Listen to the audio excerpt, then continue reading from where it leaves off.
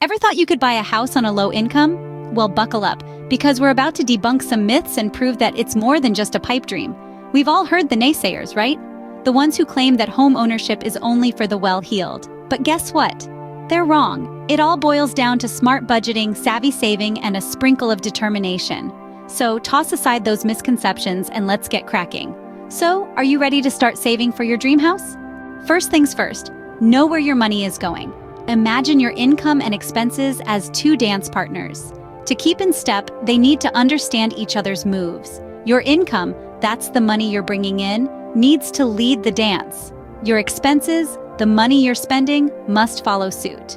Now, how do you do that?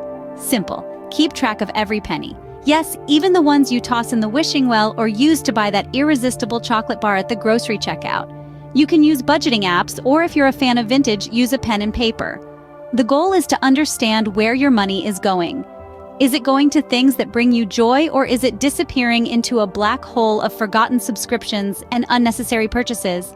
Figure out where you can make cuts. Remember, saving isn't about depriving yourself, it's about being smart with your money. So, let's get smart together. Remember, every penny counts when you're saving for a house. Now, let's trim down those expenses, shall we? Imagine your expenses are like a wild, overgrown garden. It's time to put on your gardening gloves and start pruning. First, let's tackle those pesky weeds, the unnecessary spends. Eating out, more like eating into your savings. Cooking at home can be a fun, wallet-friendly alternative. And speaking of fun, how about all those subscriptions you forgot you even had? It's time to say sayonara to those sneaky monthly fees. Don't let your money ghost you on a subscription you're not using. Next, let's move on to the bigger bushes, the necessities. You'll be surprised at how much you can save on bills. Consider switching to energy-saving appliances or even just turning off the lights when you leave a room. Every little bit helps. Groceries, more like gross savings. Plan your meals, make a list, and stick to it. Avoid those impulse buys. They're like the gnomes of your garden. Cute, but totally unnecessary. And let's not forget about those retail therapy sessions. We all love a good shopping spree, but your bank account might not feel the same. Try to resist the siren call of the sale sign. Remember, if it's not in the budget, it's not on the shopping list. Cutting down on expenses is like giving yourself a raise, so wave goodbye to those unnecessary splurges. Did you know you can use your 401k to save for a house? Yes, that's right. That nest egg you've been diligently building up at work can help you get a head start on your home ownership dreams. But what exactly is a 401k, you ask? It's essentially a retirement savings account that you and your employer contribute to. You can actually pull money from this account for a down payment on a house. But there are a few things to consider. On the plus side, it's a hefty chunk of change that can make your home buying journey a lot easier. But on the downside, you'll have to pay it back with interest, and you could be slapped with a 10% penalty if you're under 59 and a half. So, tread carefully. To maximize your 401k savings for home buying, consider increasing your contributions or choosing investments that align with your home buying timeline. So, don't forget to consider your 401k when planning for your dream house.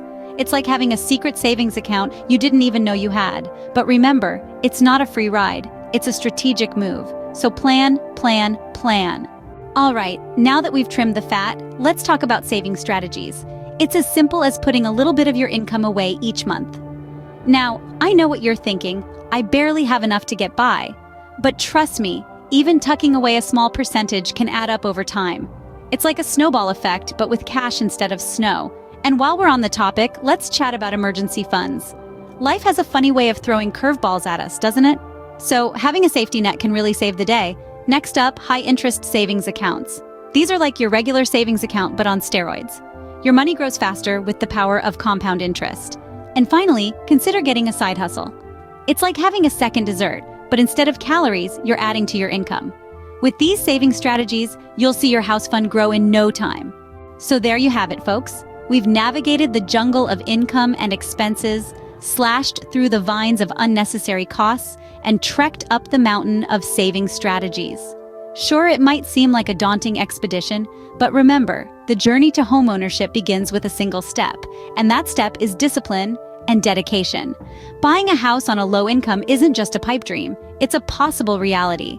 So what are you waiting for? Start saving today, and soon enough, you'll be unlocking the door to your own home.